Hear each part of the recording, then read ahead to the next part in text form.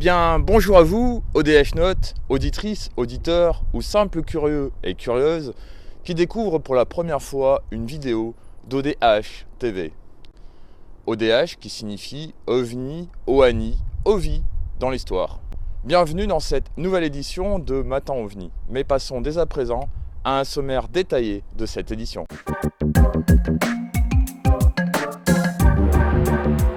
Avant de commencer cette nouvelle édition, je tiens à vous parler de quelque chose en aparté qui n'a rien à voir avec l'ufologie, qui a été mentionné dans le dernier direct diffusé dans le groupe Facebook Les Infos d'ODH TV, l'édition du 1er mars 2020, et sous-entendu dans l'édition du mois de janvier dernier de Matin OVNI.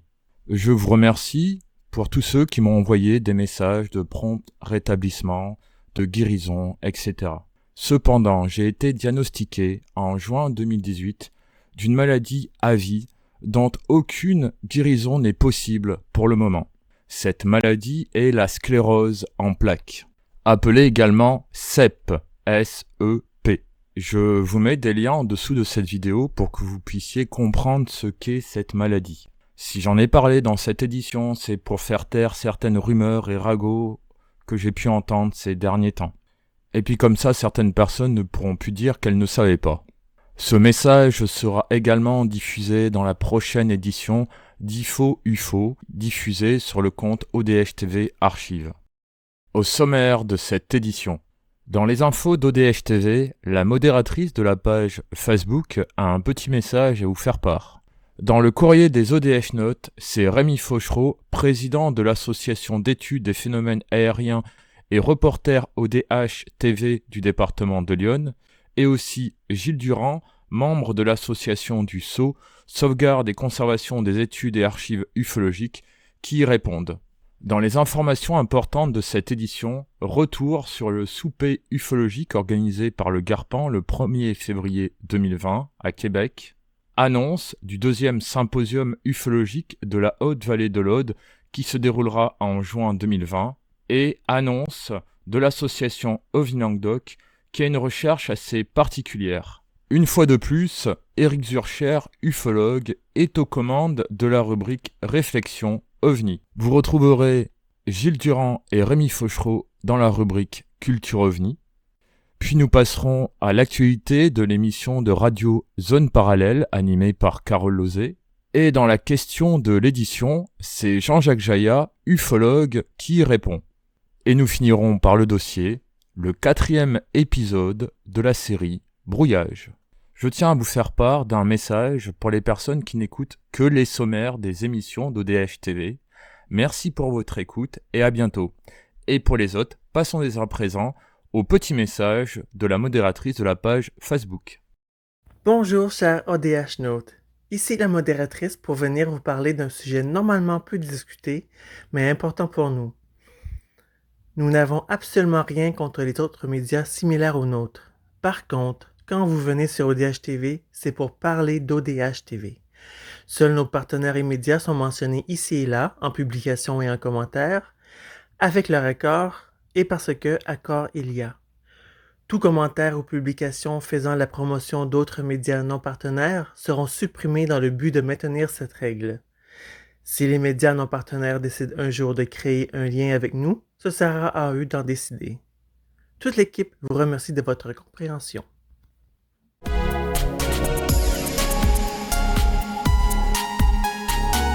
Une question, quel serait pour toi un bon documentaire OVNI ? Oh, alors là, ce sera un documentaire appuyé avec évidemment des preuves, on n'en aura jamais assez, mais on n'en aura jamais du tout. Mais avec des témoignages, en entendant des témoins parler, les témoins originaux, avec leur discours authentique, etc. Ce serait déjà ça. Et puis, c'est pas forcément des reconstitutions par Internet, parce que dans les reconstitutions, même d'un cas OVNI par Internet, on peut en avoir par exemple sur la forêt de Rendlesham, on en a eu plusieurs de faits, il n'y a jamais eu les mêmes objets de dessiner, de montrer, donc il faudrait au moins que s'ils veulent faire des documentaires numériques avec des images de synthèse ou des choses comme ça, qu'il les fasse de manière quand même qui soit le plus ressemblant à la vérité. Mais bien souvent, c'est du numérique, quoi. Hein. C'est ce qu'on fait aujourd'hui avec Photoshop ou je sais pas, ou d'autres logiciels. C'était vendre du rêve à des gens qu'on avait besoin.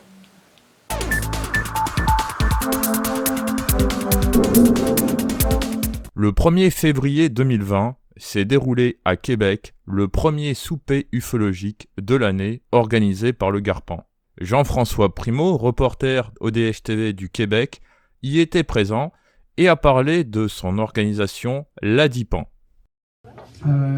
Avant de comprendre ou de faire une certaine conclusion sur le phénomène, il serait important de savoir deux choses. Un, qu'est-ce qu'on fait sur le terrain?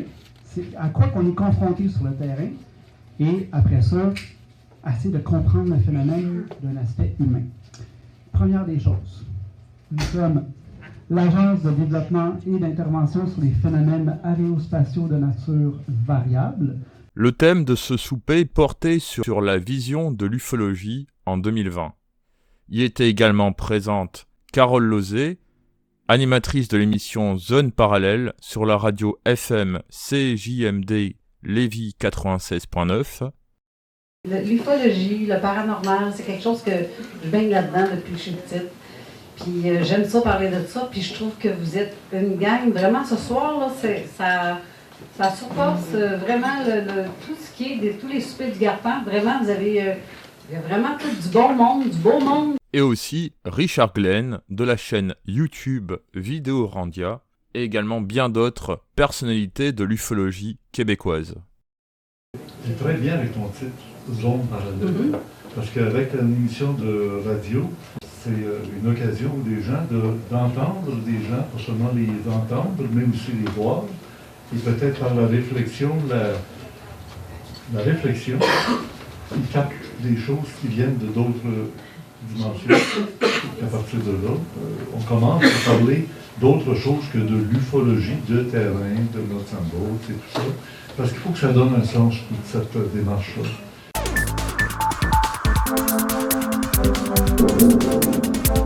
Informations provenant de l'association OR, Heuristique Occitane Résurgente.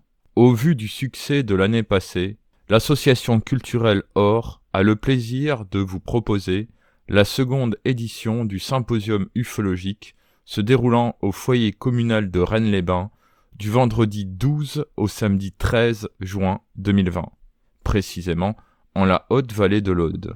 De nombreux thèmes seront abordés, dont OVNI, situation actuelle mondiale et synthèse chronologique française, les phénomènes pan-OVNI traités par le cinéma hollywoodien, les objets aquatiques non identifiés ou OANI, les RR3, rencontres rapprochées du troisième type, apparition d'OVNI filmées lors des missions spatiales de la NASA.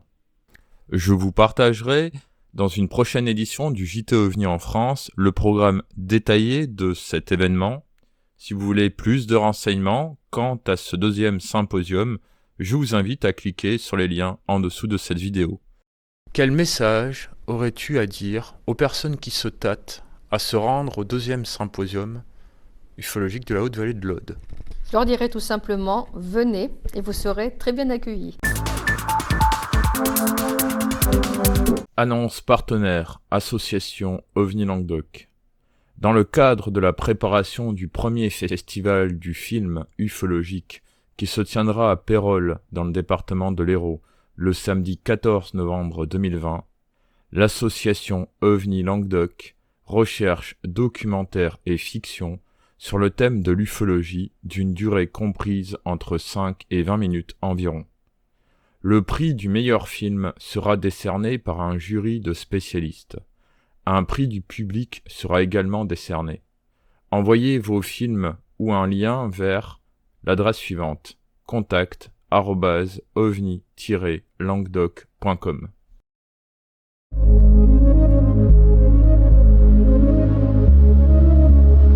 Continuons les réflexions autour du phénomène OVNI avec Éric Zurcher, ufologue et spécialiste des rencontres rapprochées du troisième type, qui va vous parler de la virtualité du phénomène agrémentée d'un exemple.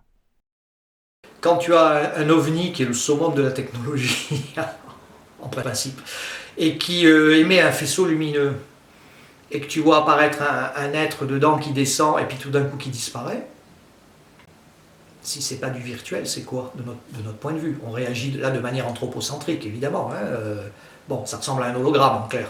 Voilà, c'est peut-être pas ça, mais ça ressemble. C'est bien du virtuel. Donc, les RR3 peuvent être très dérangeantes, hein, des fois. Pas nécessairement au premier degré. Mais quand tu commences à poser des questions, à te rendre compte de ce qui est raconté, de l'information qui remonte par le témoin, et que tu commences à te poser des questions dessus, des questions tout à fait simples et évidentes, hein, là tu te dis, ah, oui, il y a quand même quelque chose de problématique. Ah, c'est ça qui est intéressant d'ailleurs en ufologie, c'est pas autre chose. Exemple, dans le cas du quartier des Paillettes, à Genève, je crois que c'est Palette ou Paillettes, les êtres se placent à la fin sous l'espèce de petite soucoupe volante lumineuse et sont aspirés, rentrent dedans, et le témoin lui-même dit « Oula, il y a quelque chose qui ne va pas là ».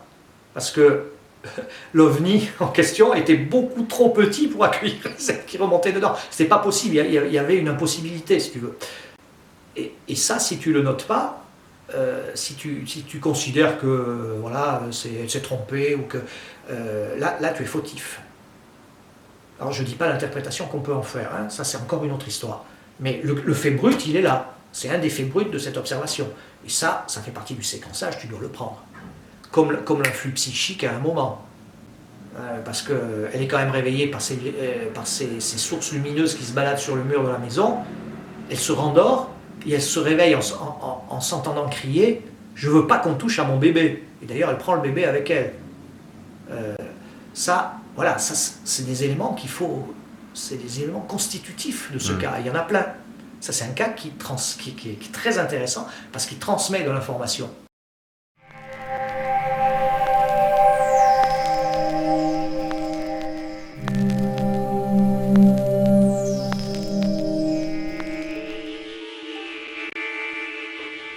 Un nouveau livre vient de sortir en ufologie.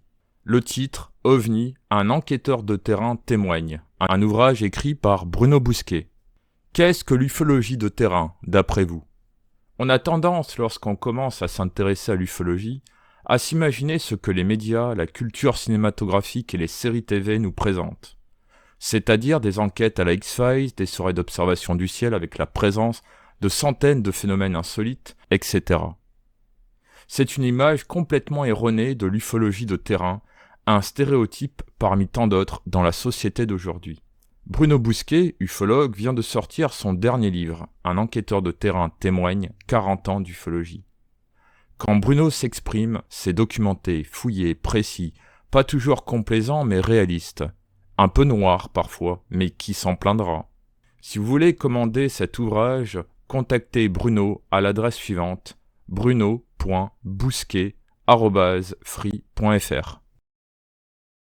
Bruno Bousquet interviendra prochainement sur ODH TV pour nous présenter son nouveau livre. Mais continuons la culture ufologique en retrouvant dès à présent Rémi Fauchereau qui va vous présenter le livre qu'il préfère dans l'étude des ovnis. Mon livre préféré en ufologie est Rencontres rapprochées de Michel Figuet. Et pourquoi? Parce qu'il y a tous les cas de RR1, RR2, RR3. C'est tout? En France.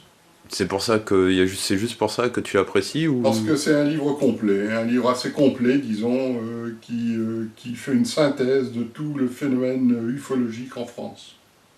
Et est-ce que tu le conseillerais aux néophytes? Est-ce que c'est plus à conseiller aux néophytes ou aux enquêteurs? Je sais pas. Tout le monde en a besoin de ce livre. Tout le monde a besoin de l'avoir lu. Moi, je l'ai lu il y a longtemps, c'est pour ça que je ne me rappelle plus très bien. Je me rappelle plus très bien du contenu parce que j'en ai lu d'autres depuis. Mais oui, il est était quand même pas mal complet, puis c'est quand même une bible, hein, ce qu'on appelle une bible de l'ufologie, c'est quelque chose. Moi j'ai surtout pioché des cas qui m'intéressaient dans le département de Lyon, et donc, mais il y a beaucoup de choses, il y a vraiment, pour celui qui s'intéresse à l'ufologie en général dans la France, ou même dans son département, dans sa région, il peut piocher des cas, comme il peut le lire de manière intégrale, pour avoir une bonne idée de ce qui s'était passé en France depuis le début jusqu'aux années à peu près 70, 78 ou 79, je crois. Ça va, jusque dans ces années-là à peu près. Alors après, il veut prendre la suite, il y a d'autres livres, bien sûr. Je tiens à remercier Rémi Fauchereau d'avoir répondu à cette question. Passons dès à présent aux trouvailles de Gilles Durand du Sceau. Là, vous avez un pins de la soucoupe des envahisseurs. Voilà. Là, c'était donc le magazine, le Mag Air de McDo. Non pas que je vais au McDo, mais bon, on me l'a filé, parce que j'ai des collègues au travail qui vont chez McDo, puis ils ont feuilleté ça, puis ils ont vu qu'il y avait quelque chose au milieu.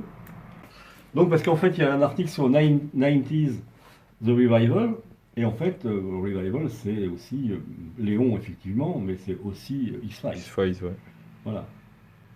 Et avec le fluo, hein. Moi j'ai été habillé avec des chaussettes fluo, des trucs fluo aussi, avec une banane sur la tête décolorée, de punk, voilà. Donc là le slogan c'est sortez de là si vous êtes des hommes, parce que donc c'est une soucoupe avec un ballon, ça devait être pour la coupe du monde de foot, ou un truc dans une coupe du monde, une coupe de foot, je sais pas laquelle. Voilà, donc encore une histoire d'utilisation du thème, hein. C'est comme ça qu'on appelle ça. Là, c'est Star Wars, donc Various Artists. Donc c'est un catalogue d'artistes qui font de la musique, qui font du dub, qui font de la soul, etc., etc. Et donc c'était donc Star Wars avec un gars qui voit donc au-dessus de Paris des engins, des sortes de soucoupes volantes ou un engin spatial stationné au-dessus de Paris. Quant à l'avenir de l'ufologie de terrain en France, es-tu optimiste, pessimiste ou neutre? Et pourquoi? Ça ne peut partir que de la constatation actuelle pour l'ufologie de terrain. Moi je répondrais un petit peu à côté, toujours. J'aimerais d'abord qu'on retrouve un nombre d'enquêteurs plus important, parce que ça permettrait aussi d'avoir connaissance de beaucoup d'autres cas. On rencontre des gens, alors je sais, moi personnellement je rencontre des gens, mais il y a des gens, ils ne savent pas que je suis ufologue, et je ne leur en parle pas parce que je sais que de toute façon, je serais totalement incompris. C'est pas la peine, pas la peine.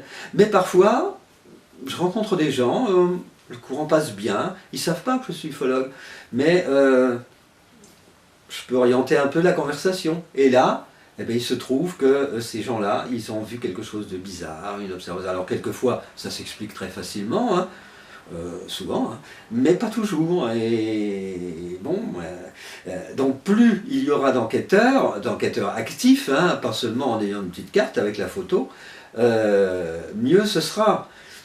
Est-ce que c'est bien parti pour ça? J'ai envie de te dire que je ne suis pas très optimiste, mais j'ai envie de te dire en même temps que j'espère que je me trompe.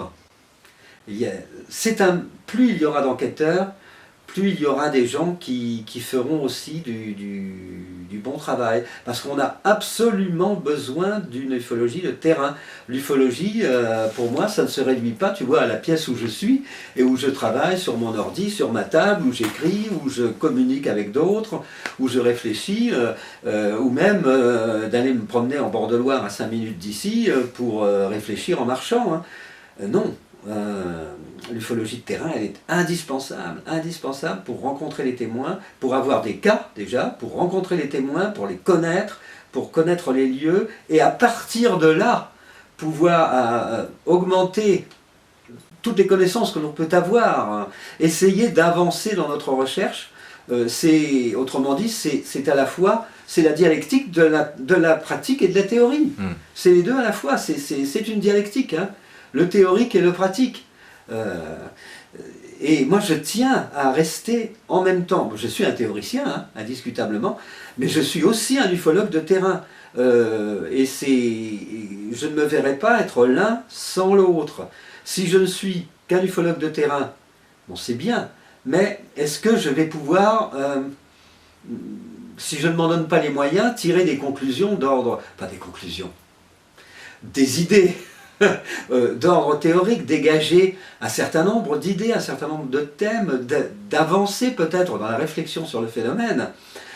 Si je ne suis qu'un théoricien, je ne vais pas connaître le terrain, alors là c'est très mauvais.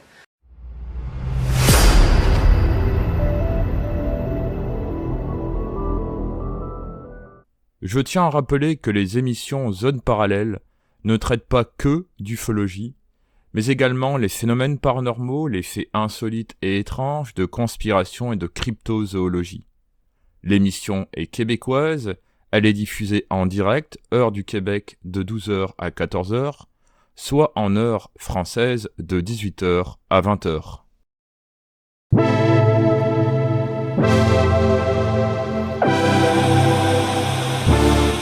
Dans ce 4e épisode, je vais vous partager des sujets trop peu abordés en ufologie française, dont les brouillages en enquête et la réécriture des cas, avec les interventions de nombreux ufologues et veilleurs.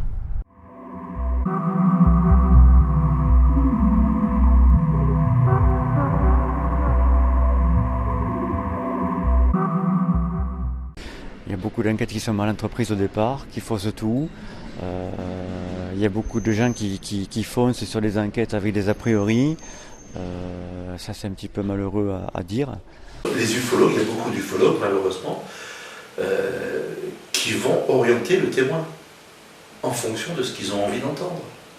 Ça, c'est une horreur, ça. Et ils s'en rendent peut-être pas forcément compte. Mais les questions qu'ils vont poser vont orienter le témoin. Au lieu de rester neutres, ils ne sont pas neutres. Ils veulent entendre ce qu'ils ont envie d'entendre. Oui, parce qu'un enquêteur doit être neutre. Et la première chose, comment il s'appelait déjà, qui est décédé il n'y a pas longtemps, là, je crois qu'il était belge, il me semble. C'est pas Franck Boîte? Oui, oui. Il dit très justement que le premier réflexe d'un enquêteur, c'est toujours de voir s'il n'y a pas une confusion possible, s'il n'y aurait pas quelque chose de très simple qui puisse expliquer l'observation du témoin. Alors ça dépend le niveau de complexité de l'observation aussi. Hein. C'est sûr que si tu as vu un petit homme dans le jardin avec un ovni derrière, bon, là tu peux pas jouer à ça. C'est-à-dire où le témoin a menti ou il s'est bien passé quelque chose. Mais très souvent, justement pour les observations aériennes et nocturnes, c'est très très facile de faire des confusions. Tu le sais, hein, c'est tout le monde, enfin tous ceux qui sont un peu au courant le savent. Mais quand on nous dit j'ai vu quelque chose de la grosseur d'une étoile, etc., immobile dans le ciel, qui est resté là pendant 3 heures, et que le lendemain matin, elle était ça a suivi tout simplement c'est le mouvement de la Terre qui a fait. Hein, c'est ce qu'on bon, c'est sûr que ça faut l'éliminer, il faut pas le publier quand on est sûr qu'il y a quelque chose qui va pas, ou qu'on se doute, ou qu'on a un doute vraiment sérieux. On peut toujours le garder en archive au cas où. Donc la première tâche d'un enquêteur, c'est de prendre les faits le plus objectivement possible et de voir qu'est-ce qui pourrait correspondre à ça dans l'ordre naturel ou artificiel des choses. Et si on n'arrive pas à réduire pour de bon le cas à une cause naturelle, puisque en philosophie la réduction c'est ça, hein, le réductionnisme c'est ça, c'est réduire quelque chose qu'on n'explique pas à une explication naturelle. Alors c'est le premier réflexe, mais il faut faire attention aussi, il ne faut pas non plus trop sombrer là-dedans. Parce que tu en viens vite à une forme d'extrémisme qu'on connaît très bien aussi. Voilà. Et si le cas n'est pas réductible, si tu considères que le cas n'est pas réductible, tu conclus ton enquête en donnant ton avis, tes impressions, ton avis, ce qu'on appelle un avis motivé. C'est-à-dire reposant sur des arguments. C'est ça que j'appelle un avis motivé. Hein. Quels sont tes arguments pour dire, là, j'arrive pas à comprendre ce que ça peut être.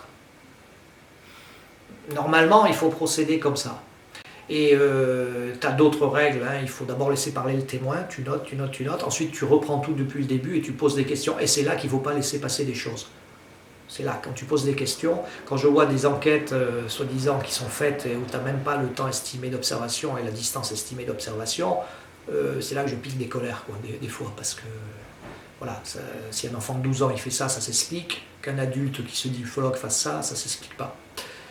Écoute, c'est évidemment variable selon les enquêteurs. Ça a toujours été. Hein. Quelquefois, mais je ne veux pas mettre toutes les enquêtes que je peux lire et tous les enquêteurs dans le même sac. Hein. C'est vrai que quelquefois je suis déçu parce qu'il manque des éléments essentiels. J'ai l'impression que l'enquête elle a été faite à toute vitesse. Mais c'est loin d'être le cas de tous, hein, bien sûr. Hein. Parfois, je grince un peu des dents quand je vois la façon dont Eric, par exemple, même encore maintenant, fait ses enquêtes. Où on y met du temps, on y prend du temps. Hein. Quelquefois, c'est fait un peu... Bon. D'autres sont très bien faites. Hein. Tout dépend qui les fait. Mais je crois que pour les enquêtes de terrain, ça nécessite beaucoup de temps. Enfin, combien de temps te prend une enquête? De A à Z, ça veut dire à partir de quel moment tu as l'information, C'est ça. Tu as l'information et tu sors une enquête au bout, ça peut prendre 1 an, 2 ans, ou ça peut prendre 10 jours. Il n'y a pas de règle. Ça dépend comment le témoin, à quel moment il accepte d'être en contact avec toi, quand il te donne rendez-vous. Si tu dois reprendre rendez-vous pour essayer de faire une reconstitution sur place, si ça s'est passé dans ta région, évidemment. Maintenant, si ça s'est passé il y a 50 ans en Afrique du Nord, en fait, tu recueilles un récit. Et tu essaies de préciser le mieux possible, de lui faire préciser des détails essentiels, voilà, en essayant de rien oublier. Bon, ça va plus vite, bien sûr. Tout dépend des informations que tu peux avoir. Moi, une enquête, ça finit pas. Je fais partie des enquêteurs, je dis toujours, j'utilise la méthode Maigret, moi. La méthode du commissaire Maigret, c'est-à-dire je vais dans un lieu et je m'imprègne du lieu. Ça demande le temps que ça demande. Ça peut demander 1 heure, ça peut demander 5 jours. Et j'y retourne dans ce cas-là, je ne couche pas sur place quand même.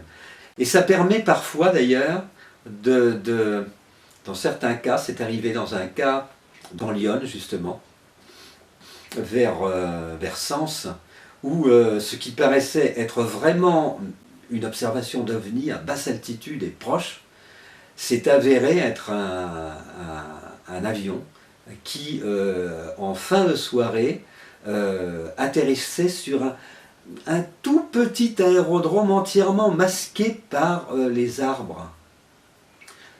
Si on va faire en vitesse l'enquête sur le terrain, on va juste là où était le témoin. Ah oui, effectivement. Non, il faut se promener autour. Il faut tout regarder, il faut prendre tout son temps. C'est tout un boulot.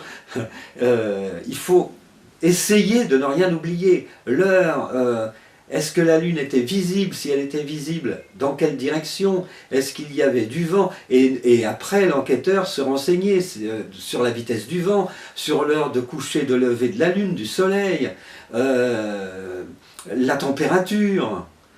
Pour moi, une enquête, elle n'est jamais totalement complète, mais une enquête doit être la plus complète possible, parce que le phénomène est très complexe et on ne peut pas se contenter de passer même 1 demi-heure ou 1 heure avec le témoin, hein, comme ça. Non, il faut faire les choses sérieusement. Et il y a heureusement, même encore maintenant, hein, des enquêteurs très sérieux, hein, bien sûr. Je m'occupe de prendre le témoignage et de le rapporter aux gens. Et après, les gens en pensent ce qu'ils veulent.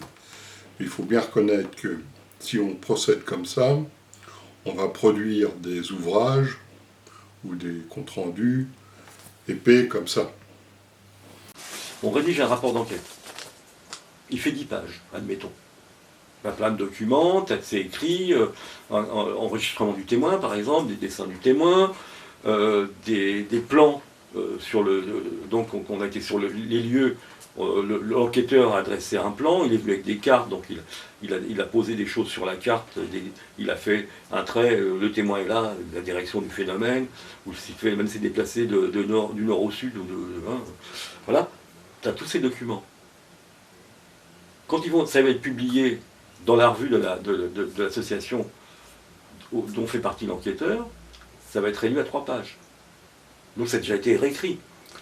Un auteur veut s'en inspirer pour en parler dans un de ses livres. Il va en faire 10 lignes. T'imagines un peu la perte d'information? Le sceau est là aussi pour sauvegarder les enquêtes originales.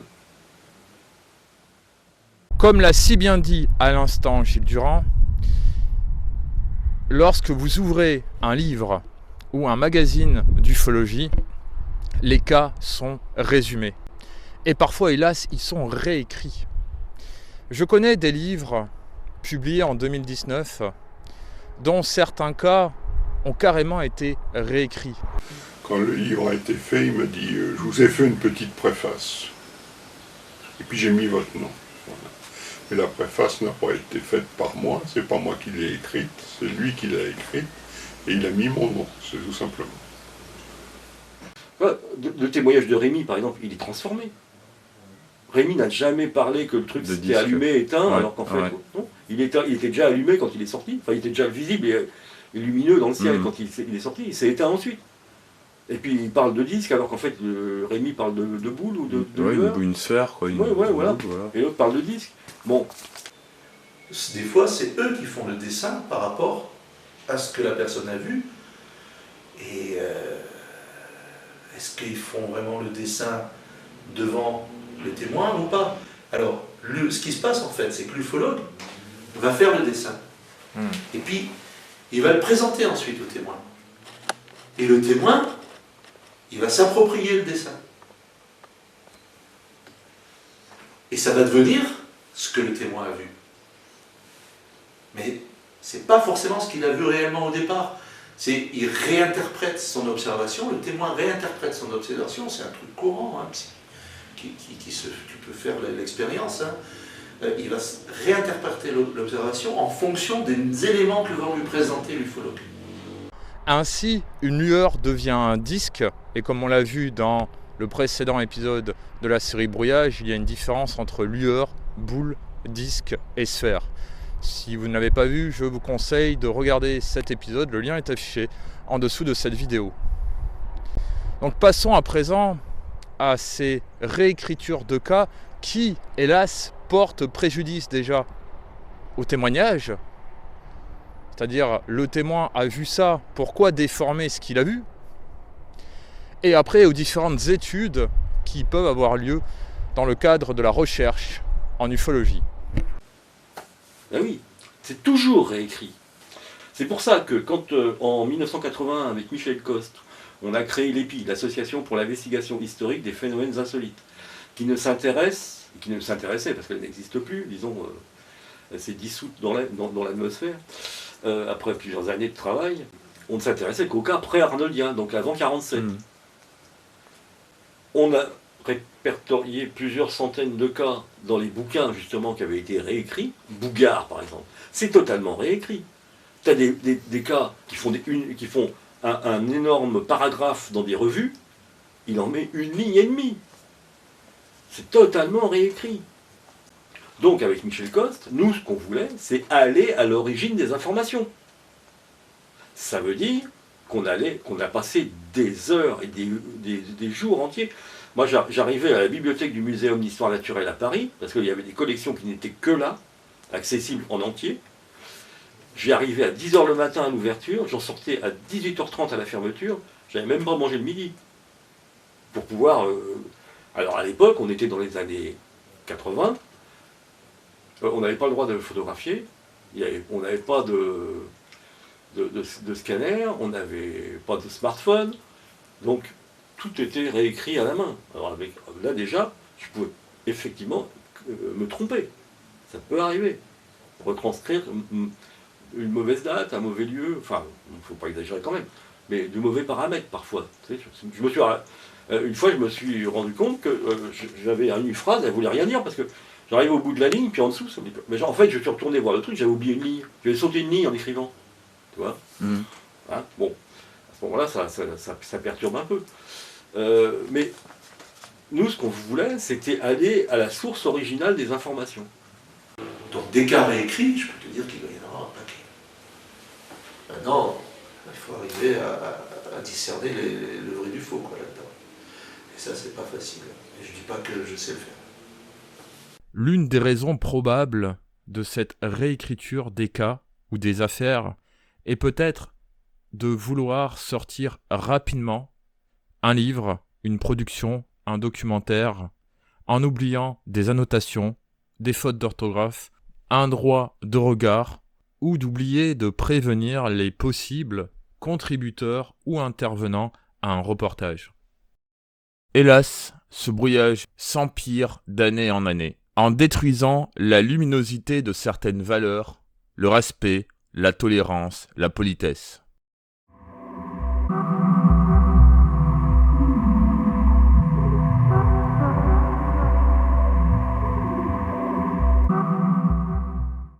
Comme il y avait dans les années 70 et 80 des gens qui faisaient n'importe quoi. Hein.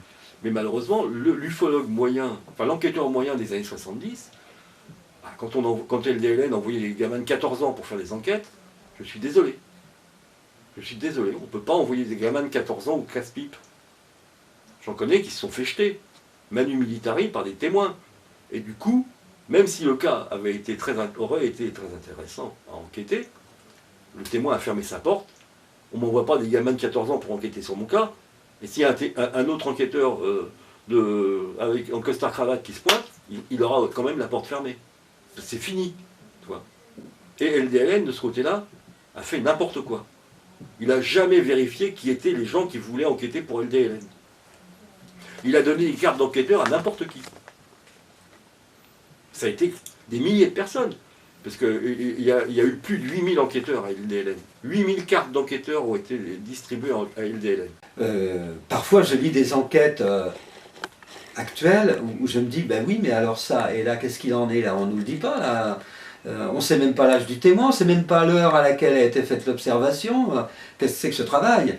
Et puis d'autres, là, tu te dis, ah ben voilà, là tu as déjà une bonne vision des choses, des témoins, les témoins ont été revus, on est retourné sur les lieux, on a bavardé avec eux, parfois même il y a des témoins très sympathiques qui t'invitent à manger, tu les connais mieux, tu pénètres dans l'intimité familiale, et tout ça c'est important, hein. Bien sûr, et j'en oublie. Hein. Tu publies un livre, pourquoi ? Pour justement porter à la connaissance le travail de mon travail auprès des gens qui sont intéressés par le sujet venu dans Lyon. C'est tout. C'est ça mon but premier. Et il faut toujours penser, quand tu fais une enquête, il ne faut pas penser à toi. Il faut penser à ceux qui, derrière toi, auront connaissance de cette enquête et vont tenter de travailler sur l'information. L'ufologie, c'est une question d'information qui remonte du terrain. Donc, la logique la plus élémentaire te dit qu'il faut tout faire pour essayer d'améliorer la qualité de cette information, donc ça passe par l'enquête, et ensuite tu as une deuxième étape qu'on néglige souvent, qui est la fluidité de cette information. Quand tu vois des ufologues qui font une enquête, qui la mettent dans un tiroir, puis ils oublient, et puis ils meurent, ça arrive à tout le monde, et puis l'enquête disparaît, et ça s'est perdu à jamais. C'est ça que j'entends par fluidité de l'information. Alors je sais que c'est pas facile, hein, c'est plus facile à exposer comme ça qu'en réalité, parce que sur quel support tu le mets, cette enquête. Moi je fais plusieurs versions, me suis lancé dans le numérique, je me suis lancé dans le papier, etc. Parce que il y a différents supports, si vous voulez, pour garder les archives. Le but c'est aussi de faire des archives et tout ça. Mais moi pour mon étude, j'ai préféré choisir la version papier pour mes témoignages. Aussi bien même au niveau de mes archives qui ne sont pas toutes publiées dans le livre, c'est-à-dire parce que dans le livre elles sont résumées, c'est-à-dire les cartes, les questionnaires, etc., beaucoup plus importants. Comment peux-tu être assuré qu'il n'y a pas des individus qui vont la prendre, se l'accaparer pour eux. C'était la grande mode dans les années 70-80, piquer l'enquête aux copains, pour ça que certains la mettaient dans les tiroirs. Parce qu'il y a des gars qui piquaient l'enquête aux voisins qui l'avaient faite et se l'attribuaient à eux dans un bouquin. Eh bien, c'est... Tu vois, donc la fluidité, on n'y pense jamais, mais c'est quelque chose d'important. Ah, c'est peut-être pour ça qu'en France, il y en a beaucoup qui font chasse gardée sur leur cas. Mais évidemment. Il y en a qui étaient connus, je ne vais pas donner de nom, mais ils étaient spécialisés là-dedans. Ils piquaient les enquêtes, ils se l'attribuaient à eux dans leur bouquin, ils ne citaient même pas le gars qui avait fait l'enquête, qui l'avait révélé. J'en connais quelques-uns, oui. Oui, j'en connais quelques-uns aussi, c'est marrant qu'on en connaisse quelques-uns. Voilà, alors ça, c'est des entorses à la déontologie c'est pour ça que le milieu est grandement responsable aussi, il y a tout et n'importe quoi dedans, il est grandement responsable du manque de qualité des enquêtes et du manque de fluidité. Et ça, c'est ce qui tue quelque part l'ufologie. Voilà. On ne peut que le constater et le déplorer, mais bon, c'est comme ça. Mais bon, voilà quoi. Ça fait partie des... nul n'est parfait, hein, et puis on a tous nos défauts et nos qualités. C'est peut-être à cause de ça qu'on n'avance pas beaucoup. Nous vous avons partagé quelques exemples de réécriture de cas. Bien sûr, il y en a beaucoup plus. Nous en parlerons dans les prochains épisodes d'Ovi les méprises, dont la réécriture et l'invention des cas.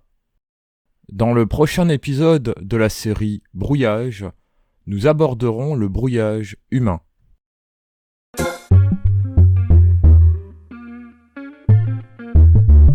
Voilà, c'est la fin de cette nouvelle édition de Matin OVNI. Tout d'abord, je tiens à remercier toutes les personnes que j'ai vues dans le département des Alpes-Maritimes, mais également en région Provence-Alpes-Côte d'Azur. Je remercie également toutes les personnes qui nous ont aidés à faire cette nouvelle édition, dont les membres de l'équipe d'ODH TV. Et oui, ODH TV est une équipe, je ne suis pas seul à faire des vidéos. Mais également vous autres, ODH Note, et les partenaires d'ODH TV. Je tiens tout de même à vous rappeler qu'ODH TV est une web TV bénévole, amateur, dont le slogan depuis quelques années est faire les choses sérieusement sans se prendre au sérieux, et en évitant la toxicité de certaines zones en ufologie. Je vous donne rendez-vous dans la prochaine édition, soyez très vigilants, n'oubliez pas votre appareil photo numérique muni d'une bonnette à réseau de diffraction, la station météo, et à très bientôt sur les routes ufologiques en France, en Europe et au Québec sur ODH TV. Au revoir.